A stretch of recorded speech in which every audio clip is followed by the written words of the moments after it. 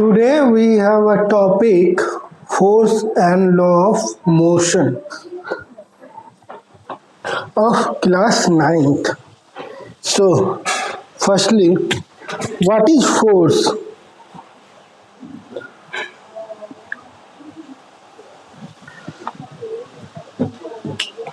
Force is that cause which produces acceleration in the body on which it acts.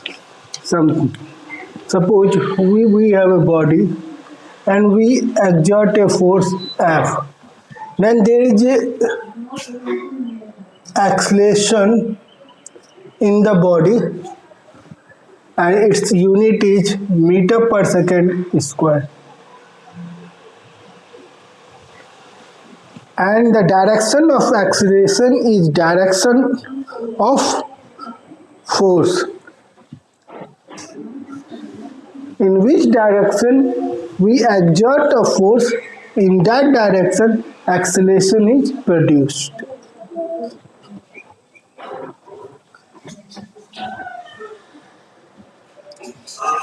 We require a force to accelerate a body, just resultant force. If we have a number of force like F1,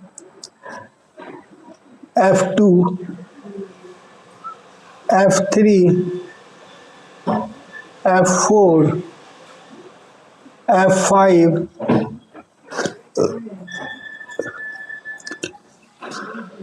F5, F6, F8, F9. And after this, there is acceleration in the body. If there is an acceleration in the body, then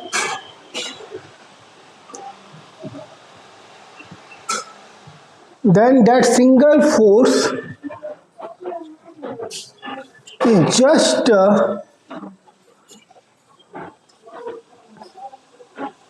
resultant force of all individual forces. Suppose we have a 2 Newton, 3 Newton. We have a 4 Newton, 1 Newton. We have a 5 Newton. We have a 6 Newton. We have a 4 Newton. We have a 6 Newton. Then there is a force 1 Newton is more in this side, so there is an acceleration in this side overall. That we say there is a body is in accelerated motion. Body is in accelerated. Body is in accelerated. Otherwise, all are just cancel each other. Balanced force. If a single force acting on a body produces the same acceleration as produce a number of forces, that single force is called resultant of these individual forces. Balanced force. If a set of forces means number of forces acting on a body produce no acceleration in it. If we also mention 4 Newton, then produce no acceleration in it, the forces are said to be balanced. Then forces are said to be balanced. Here there is a balanced force, there is no acceleration in the body.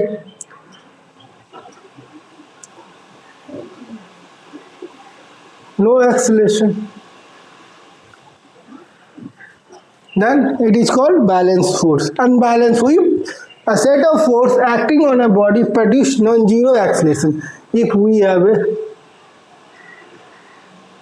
10 Newton, then it produce some acceleration in the body in the direction of this. So that is known as unbalanced force. And Newton's law of motion. A body at rest will remain at rest. If a body is in a rest condition, then it is always in a rest condition until we apply a external force, otherwise a external disturbance, and a body in motion will remain in uniform motion. If the body is in motion, it will remain in motion until we apply any external force. And that external force is also known as unbalanced force, where there is some acceleration in the body. The first law states that unbalanced force produces a change in the velocity of the body. Unbalanced force produces a change in the velocity. Just it change the velocity, change in velocity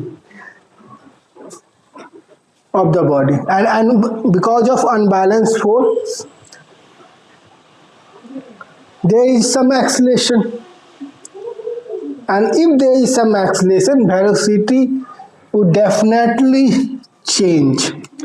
Now velocity is not in uniform condition, that will definitely change at a interval of time.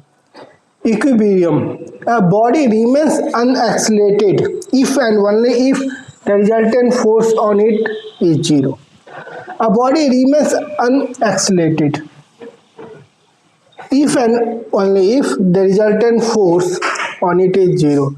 If resultant force on a body, suppose we have a 4 Newton, resultant force of this body is 0.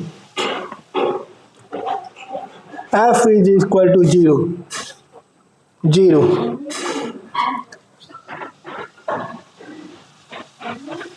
Then it is called equilibrium condition. There is no change in acceleration velocity, that is in equilibrium condition. And inertia. Inertia tells us body doesn't change itself, whether it is in rest or uniform motion.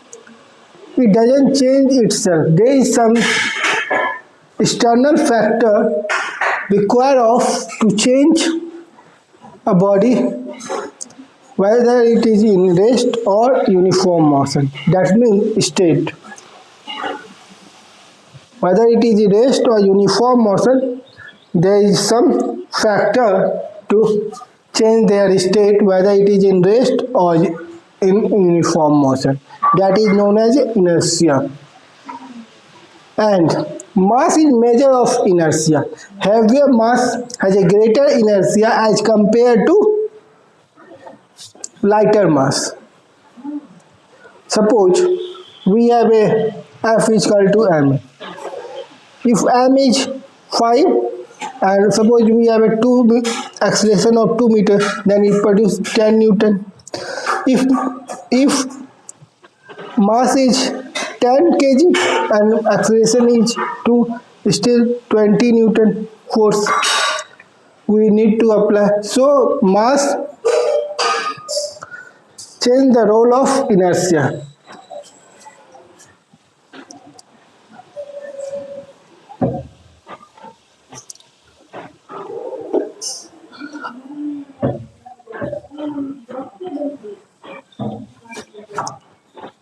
And Newton's second law of motion, the magnitude of net force acting on a body is proportional to the product of mass of the body and its acceleration. The second law gives the exact amount of force needed to produce a given acceleration. We have just an example of, if we have a F is equal to ma, then if we have a 2 a is equal to 2, and m is equal to 5 kg, then its force required of 10 Newton. Otherwise, if mass is 10 kg, then force is required of 20 Newton. So, the second law gives the exact amount of force need to produce a given acceleration. If we provide 10 Newton with a mass 5 kg, then it produces acceleration of 2 meter per second square. Otherwise, it is not possible to produce acceleration of 2 meter per second square.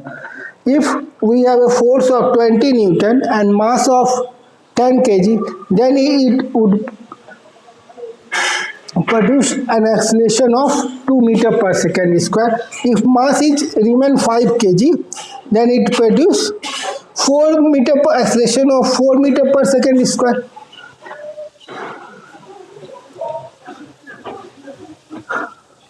So,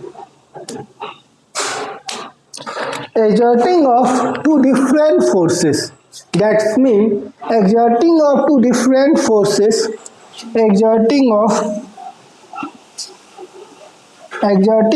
two different forces of an equal mass on the body produces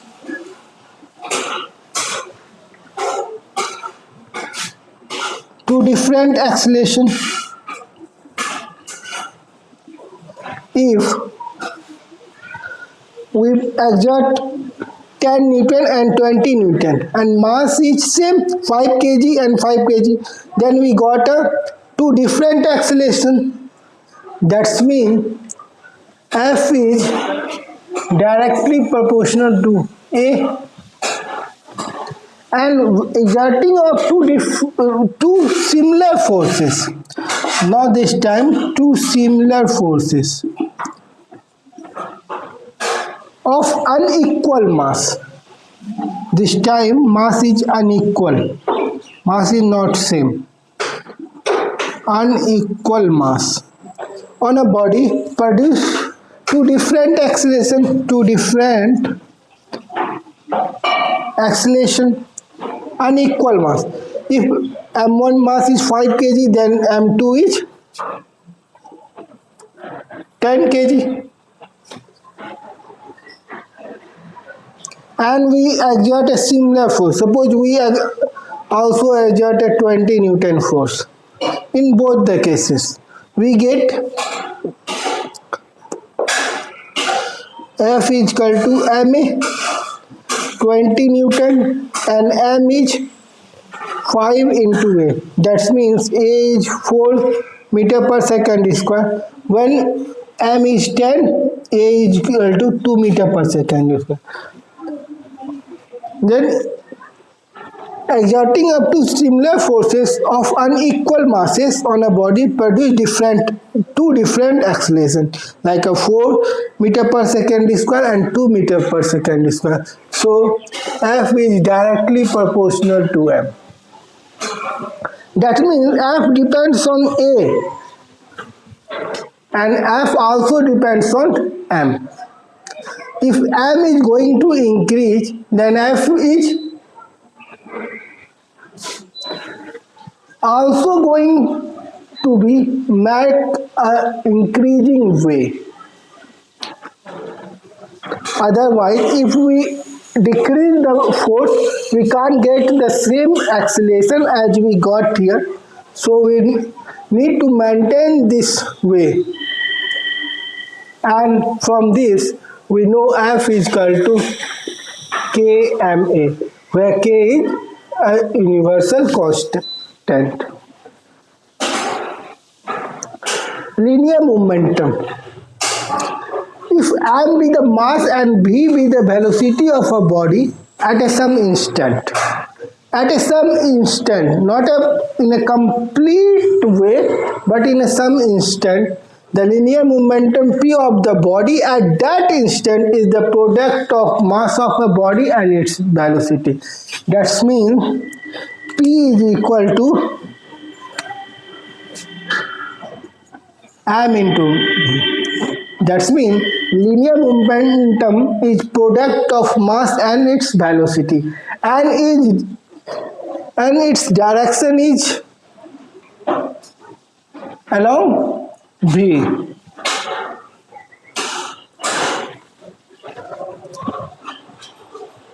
Newton's second law of motion in terms of momentum.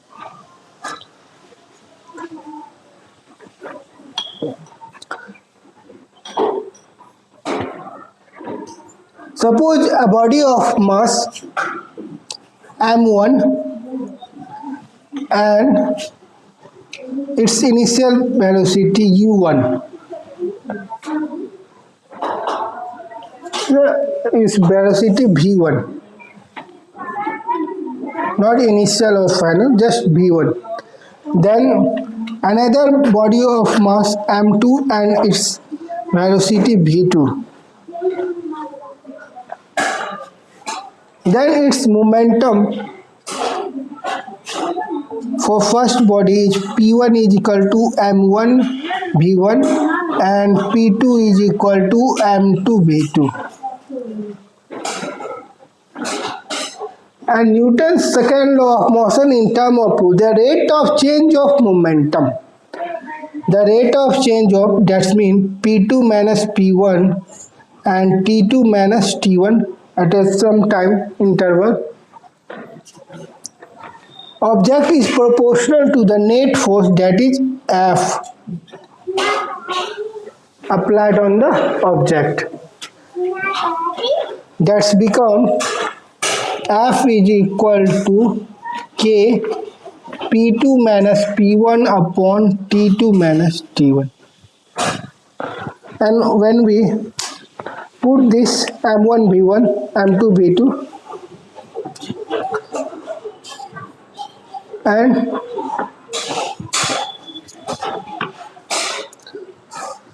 we can put it now from Newton's definition.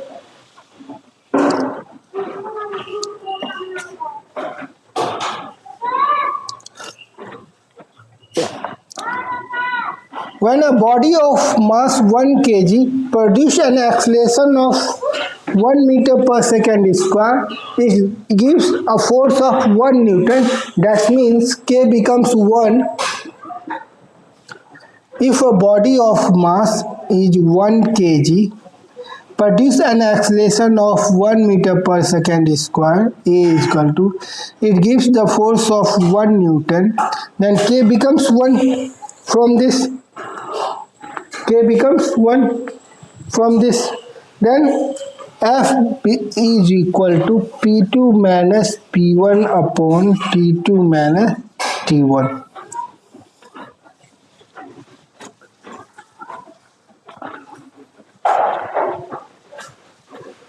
Now conservation of linear momentum. A particle remains at rest or moves with a constant velocity if the total force acting on it is 0. In this case, linear momentum, which is mass times velocity, also remain constant. If body is in rest,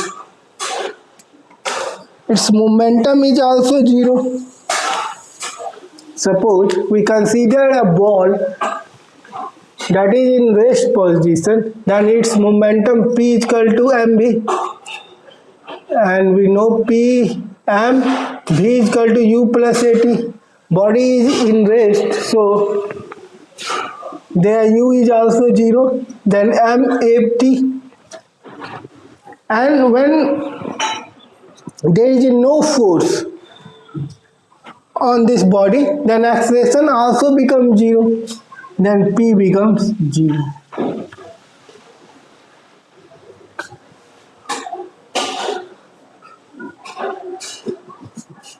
Principle of conservation of linear momentum.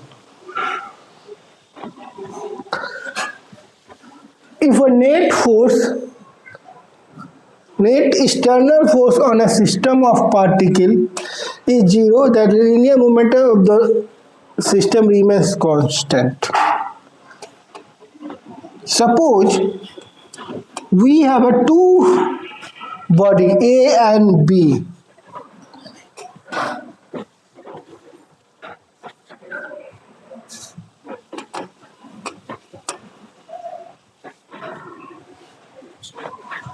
Suppose we have a two body A and B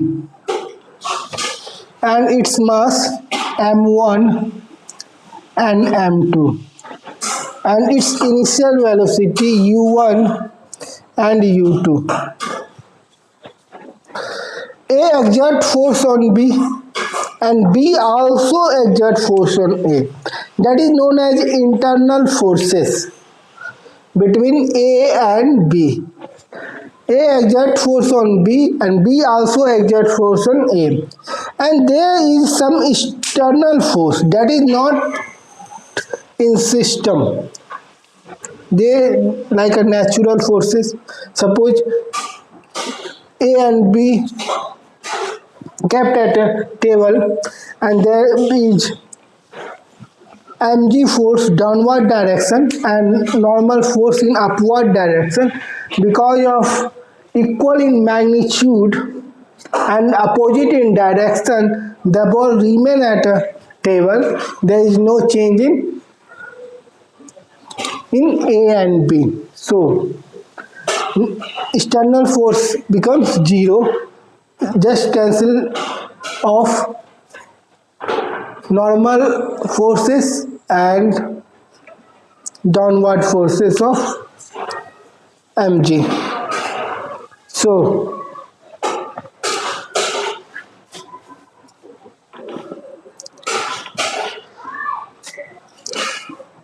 it's become F and it's become minus F. Suppose A is made towards B. A is made towards B and at a some time interval, both the balls are in contact A and B. Sometime like a T naught. And in a short instant of time, T naught. Then after both the balls are separate from each other, A and B. Then its velocity becomes v1 made to change v2. When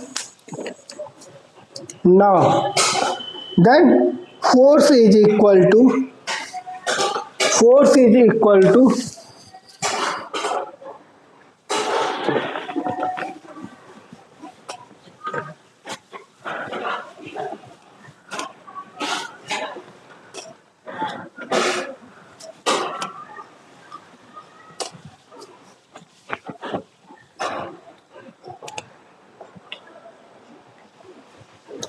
B exert a force on A of minus, so minus F is equal to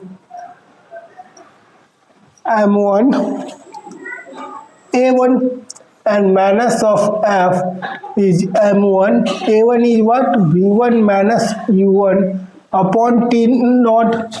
Time we have a time T naught at this instant.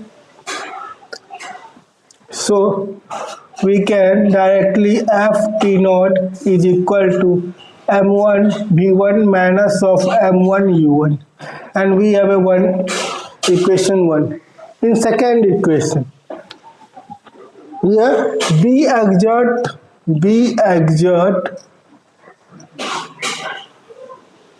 force on A. Here A exert force on B. F is equal to M2 A2. So F is equal to M2 A2 becomes V2 minus U2 upon time T naught. Both the time are same at some instant T naught. So F T naught is equal to M2 V2 minus M2 U2, and we have an equation second.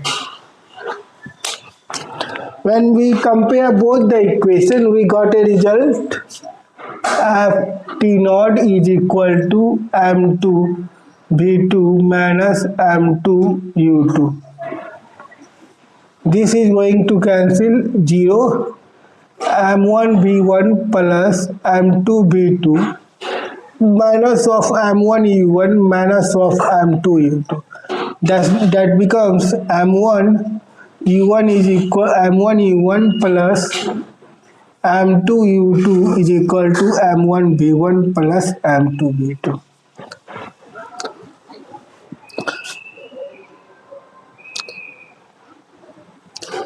That is known as before collision, after collision, collision,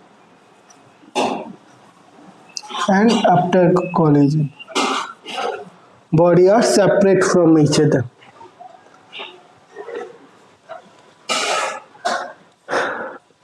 Then we got a relation of this. Here,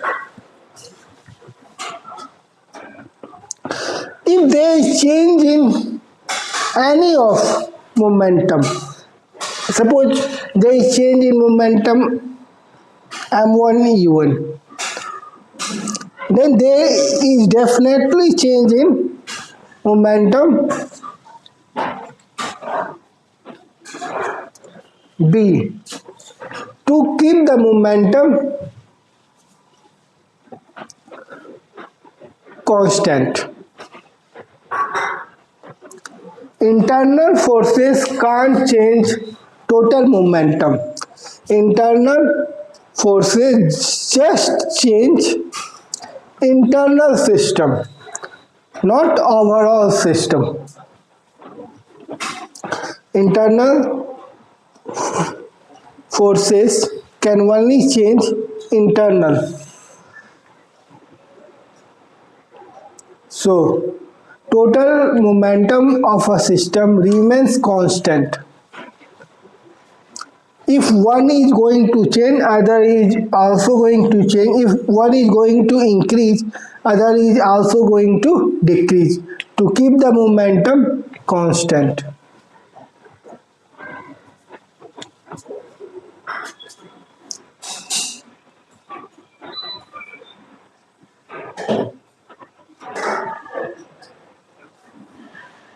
In next video, we discuss about Arihant Olympiad question.